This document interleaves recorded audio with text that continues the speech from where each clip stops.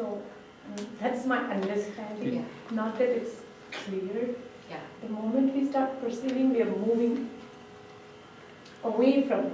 I don't know. Yeah, and that's a great point, because what I have struggled with is that I've always told myself, you are not your mind. Yes. Because your mind is what discriminates. Correct. It either lives in the past or it lives in the future. Right. Or it perceives the future. So you are not your mind. Yeah. Because the mind discriminates.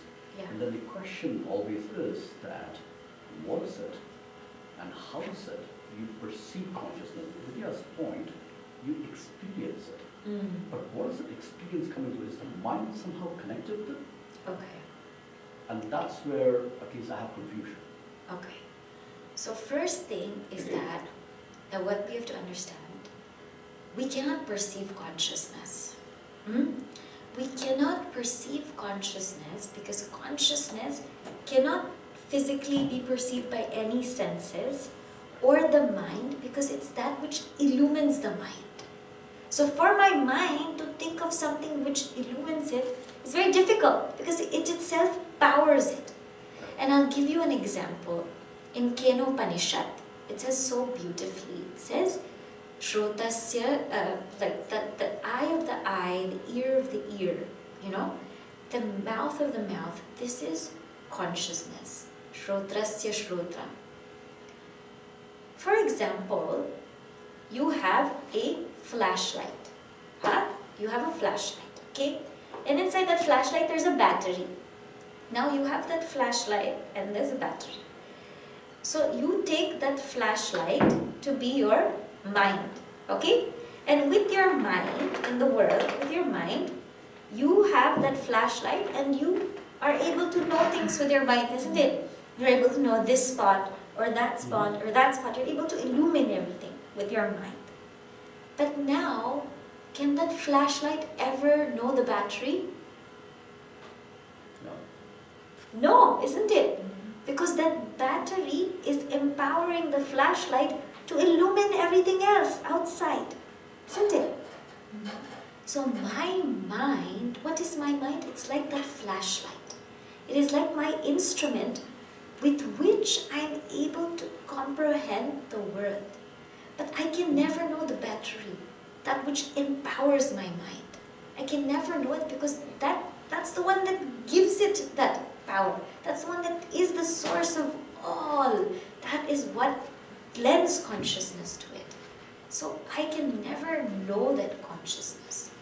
I can never experience it with my mind or with my senses. So then the question comes, if I cannot perceive consciousness, if I cannot think of consciousness, then how am I to know I'm consciousness? Exactly. Right? Exactly. Then how am I to know? So that's why our Upanishads give us the highest teaching, which is called Neti Neti, which I've also told you before, that how we have to go to consciousness is that, or connect to that self, is that we have to know this is not conscious, not the body, not the mind, not the intellect, not any of these conditionings. Whatever is left, that is me and that I am. So at the seat of meditation, when we meditate on this, then we are able to, I won't say experience that awareness, because we are that awareness. It's just that we're able to turn our attention towards that awareness. Because every point in time, consciousness is there. I am consciousness, so I'm always consciousness. But what happens at the seat of meditation is that I'm able to turn my everything towards that consciousness and actually feel that. Right now, I cannot, because I'm so engrossed and I'm acting with my senses, with my mind. But when everything gets folded up in samadhi, your senses are folded up, your mind is folded up, everything is folded up, and consciousness just is. So it's not something we can actively think of. It just is. And the more that we, learn about it, the more that we read about it, it becomes clearer. But what really has to happen is we have to sit deeply at the seat of meditation and see that for ourselves. I mean, see, then that's why many of our saints and sages means they have gone through this process. To know the self is not just studying Vedanta. To know the self is actually just sit deeply at the seat of meditation and know and see for myself that I am that self. When you contemplate on it, read some knowledge, and they say keep saying contemplate and then meditate. You will see it will become your mind. Sometimes it will be very rarely, not all the time. The consciousness, you will feel the consciousness. I think they gave a good framework, right? Adi Shankaracharya in this one. Atma Kaha was the question. Yeah. I think Shubhaniji was starting with that, which is the opposite of, which is Sthula Sukshma Karana Sharirat Vyatiriktaha. It's not gross, subtle, or causal body. And mind is the Sukshma Sarira, so it's not, mind cannot perceive it. And in the same one, Panchakosha Atitasan, Right. all that. And then Avastatre Sakshi, as Subhani said in Kenopanishad, observer and the observed. So Avastatre, Jagrata, Swapna, Sushupti, the three states, it observes all three states. That is the Atma, Sachidananda Swarupa. So I think he gave a good framework, but experiencing, as Sarojji said, you have to experience. Hopefully it will come through. It will come to you. Means wherever When you are reaching for it, you will see it happens not for the long time actually. Even you feel for a fraction of a second, it gives you such a happiness when you Is that what is called the blissful state? Right, exactly. So- The Surya state. Okay, so one thing to note is that we are ever experiencing the self. This must be very important, that we are ever experiencing the self. But at the seat of samadhi, our attention is there, that's all. Means our individuality is dissolved and it's there, right? But we are ever experiencing the self. And you will also see, right now, you and I will have glimpses of the self. Aren't there times when there would be times when you feel that you are just awareness? Means you feel that you're actually just a witness to this body, a witness to your mind, a witness to your thoughts, a witness to that's happened. You're just that awareness, isn't it? We will have some glimpses that, hey, yes, how can I be what I am observing? Isn't it? How can I be what I'm witnessing? How can I be what... I can't be that. So we will have some kind of glimpse. Or like the witness of the three states. You are a witness of the waking state. You're also witness of the dream state. And you're also witness of the deep sleep state. And throughout those three states, you stayed there. You were there. What is that? Or like through your stages in life, you are a witness through all the changes in your body. From this body to this body to that body, or a witness through all the changes of your mind. What's that in you? What is that? That's Atma. And when you sit quietly, deeply meditate on this, then it becomes fully clear. But that's Atma. Not any body, not any mind, not anything. If you just take that statement, Atma Kaha, Sthula Sukshma Karana Sharirat Vyatirikta, just meditate on that statement or reflect deeply, then contemplate, meditate on it, then everything becomes clear. But for sure, whatever I can objectify is not Atma. If I'm seeing a light in my meditation, that's not Atma. If I'm hearing a special sound in my meditation, that's not Atma. For sure. Whatever I can objectify is not Atma. Atma is a subject. That has to be understood. It cannot be described because in description we are using one of the faculties. I think in support of meditation, I remember one analogy, I don't know, Swami Shantanji may have said this. Mind is like a mirror. If the mirror is muddy, the image is not clear, or you cannot see what the object you're trying to observe. If the mind is clear, that what is pure consciousness will flow through it Right. cleanly. So I think meditation is the way, of course, as Subhanji said, samadhi, of course, state is where you can really be there. Otherwise, it's hard to get a sense of, not the right word, of the consciousness, you know. Yeah, so it's much clearer now. I guess where I think I was mistaken, or the mistake I was making. Just the terminology, that's all. I Yeah, guess just that's a what it is. You experience through the five senses. It is natural for us to experience through the five stages. But I think what you're saying is that when it comes to the Atma, the consciousness, It's beyond that. It's beyond. Yes. So there's a story. Once Ramakrishna Dev, Vivekananda was very adamant. Show me, show me, show me. So Ramakrishna Dev just touched him. And then it was like, nobody can and Vivekananda said, out of here. I don't want to be there. It was scary to him at that point because he was not ready. But we have stories, we keep on hearing them. So yeah, so anything that you can think of, you can perceive is not Atma. And it becomes clearer and clearer.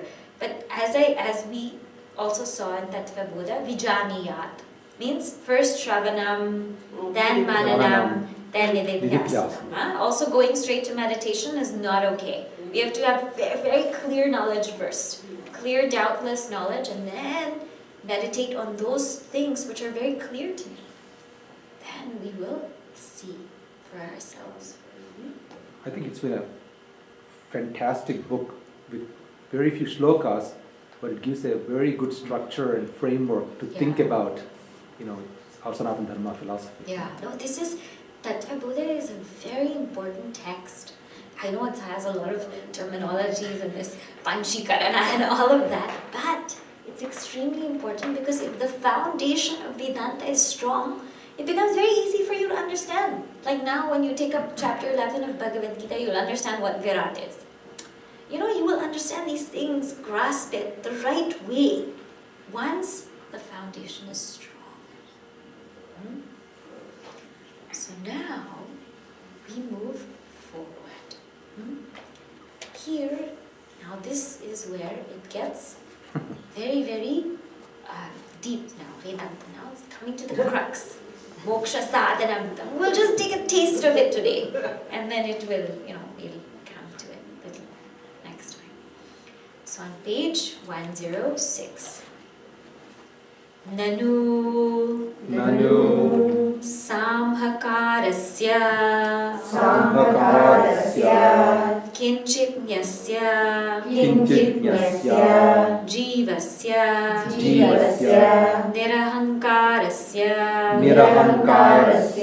sarvagnyasya ishwarasya tatvamasiti mahavakyat katham abheda buddhi syat ubhayoho viruddha dharma akrantatvat. Okay, so here he puts a objection. The student puts an objection. He says, Nanu. Nanu means that there's an objection. But, sa ahankarasya. For one with the ego, kinchitnyasya, who knows very, very little, jivasya, for this jiva, and then, so you put this in one column, for the one who has this ahankara, was kinchit jnanam, who knows very little, this jiva, and then you put this one in another column. Nirahankarasya, one who has no identification, no ego. Sarvagnyasya, the one who knows totally, who has cosmic vision, cosmic knowledge. Ishwarasya, Ishwara, Tatvamasi iti mahavakyat. In the Vakya, Tatvamasi. Now, this Tatvamasi, Mahavakya, I'll just pause and tell you what a Mahavakya is. Mahavakya means it's a statement that reveals my infinitude. Maha means great, Vakya means statement. But what makes it so great is that it reveals my infinitude. It reveals who I truly am. In fact, the crux of Vedanta is the Mahavakya. That is the most important teaching in Vedanta. If that is missed, means the whole Vedanta is missed. Many people will have come to spirituality and have studied many things. I've studied how to be peaceful, how to be calm and all of that. If you miss out the Mahavakya, then there is no Vedanta there. Because true bliss, it lies in that Mahavakya. Now, many people will think that how many Mahavakyas we have? I brought this up in self-fulfillment. 4.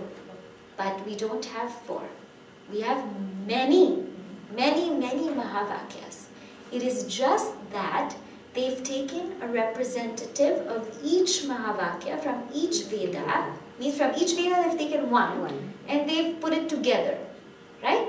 But actually we have many Mahavakyas. This is the test. From Samaveda, what is the Mahavakya? Samaveda, Chandogya Upanishad, Tattvamasi. From Rig Veda, from Yajur Veda, from Yajur Veda is Aham Brahmasmi. Then from Atharva Veda, I am Atma Brahma. From Rig Veda, Prajnanam Brahma. From Rig Veda, Aitareya Upanishad, Prajnanam Brahma. From Atharva Veda, Mandukya Upanishad, I am Atma Brahma. From Samaveda, Tattvamasi, Chandogya Upanishad. So we have Rig, Yajur, Atharva, Sama. Okay? So like this, we have these representative Mahavakyas. Here, specifically, he's taking up Tattvamasi. Now, in this Mahavakya, Tattvamasi, what does the word Tat mean? Tat here, in Tattvamasi, refers to Ishvara. Tvam refers to Jiva. So he's saying, this great statement, Mahavakya, Tattvamasi, in that Tat refers to Ishvara, Tvam refers to Jiva. And Asi means, you are that. So it's like you're saying, you are God. So he said, how can you say you are God? He says, Nanu. Why? Because that Jiva is what? Kinchit Nyasya. Knows so little. That Jiva knows so little, has so much ahankara. And that Ishvara knows so much, has no ahankara. How are you telling me you are God? Are you mad or what? He's like in this thing, like, how can this Mahavakya make sense? So he says, Katam abheda buddhi. How is there oneness between Jiva and Ishvara? Ubayoho viruddha dharma. They have two different dharmas. So what's going on? So this, I'm sure you already know the answer, isn't it? So, what is the answer? How is there oneness between Jiva and Ishvara? How is there oneness? The difference, essence is the same. Essence is the same. Conditioning. Conditioning. Good. If you look into, Yeah, because Jiva has two meanings and Ishvara has two meanings. Jiva has one meaning, which means the one who is identified with the three bodies. But the essence of Jiva is what? Brahman. Right?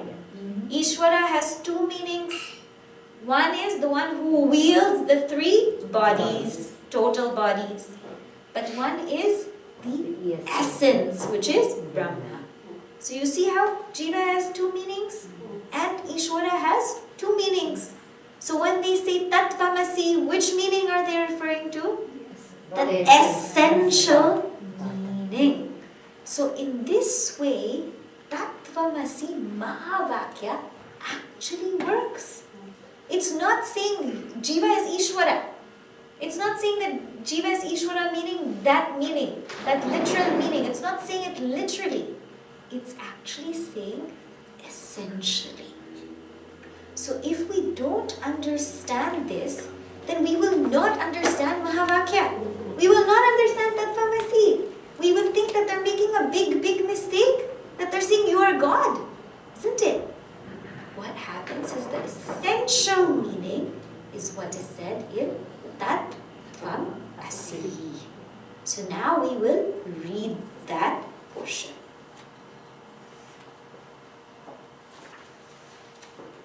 Okay.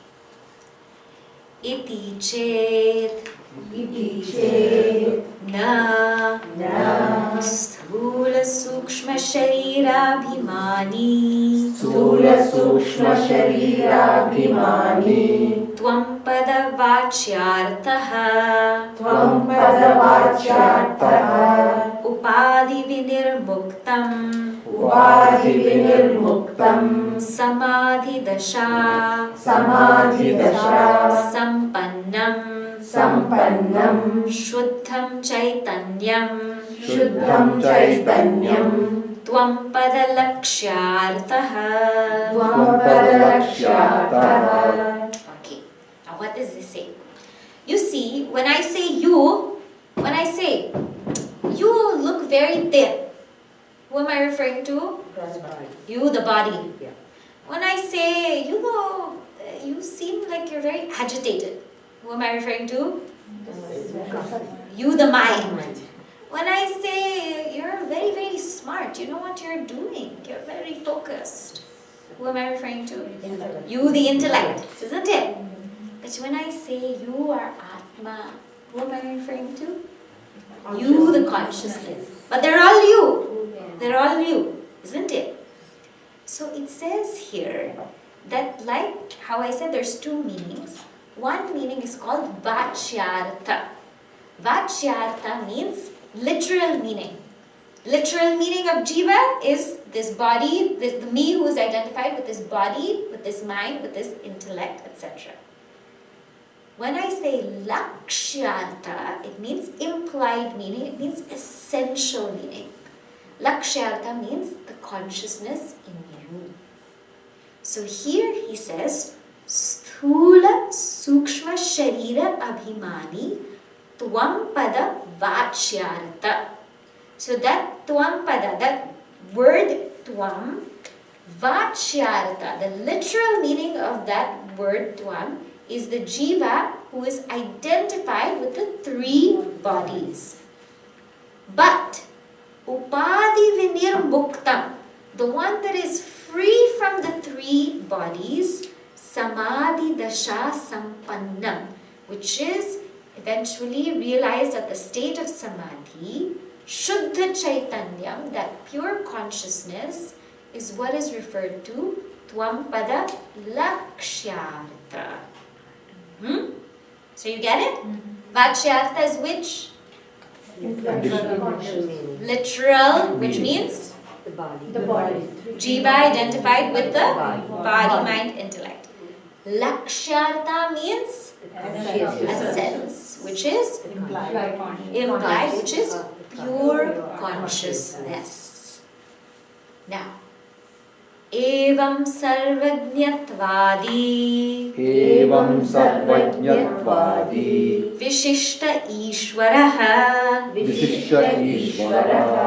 Tatpadavachyartaha Upadhishunyam Shuddha Chaitanyam Tatpadalakshyartaha. Eva. Eva means in the same way.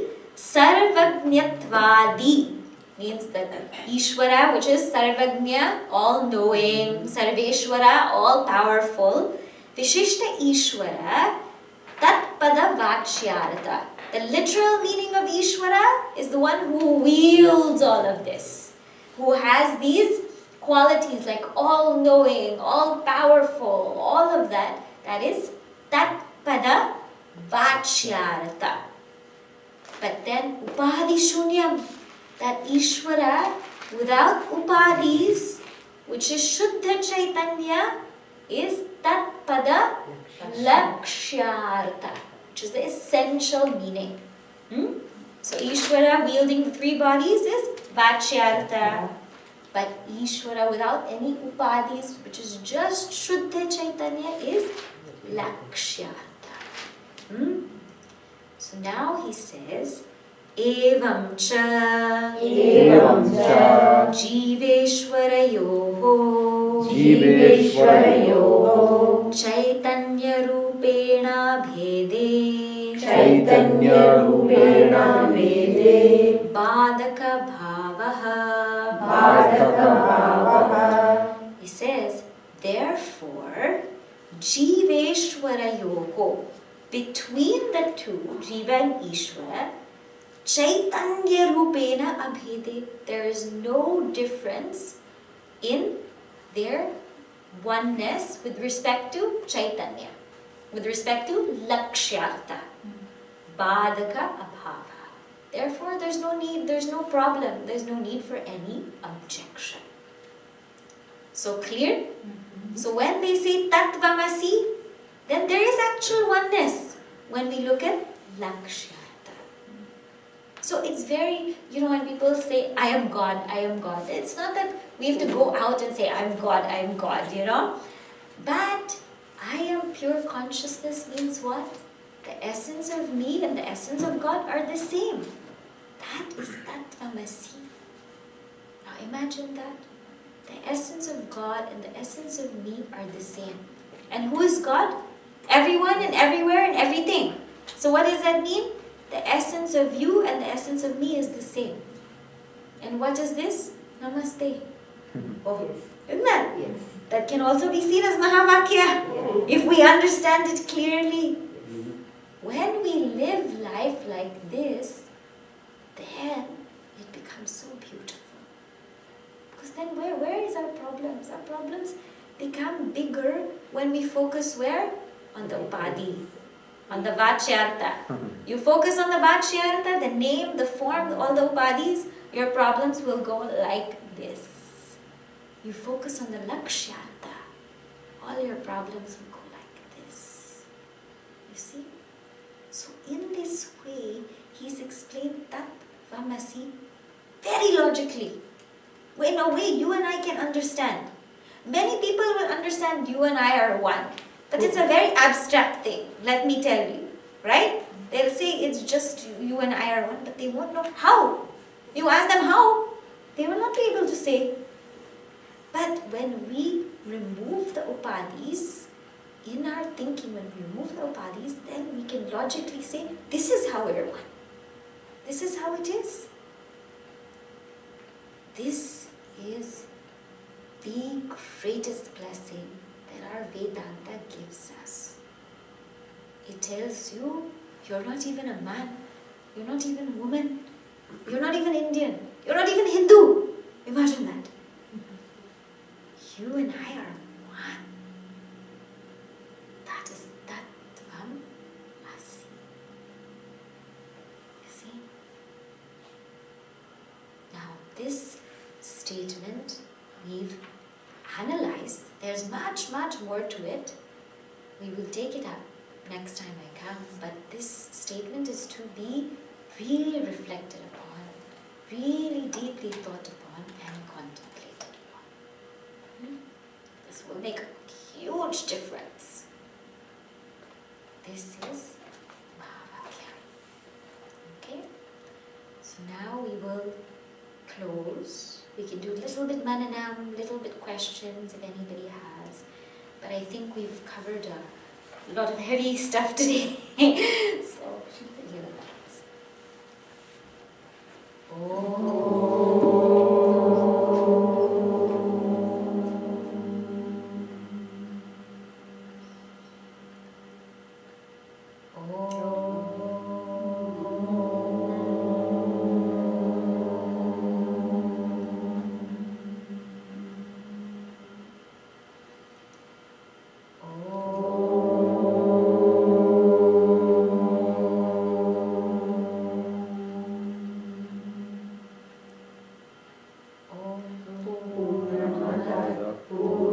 पूर्णमिदं पूर्णात् पूर्णमुदच्यते पूर्णस्य पूर्णमादाय पूर्णमेवावशिष्यते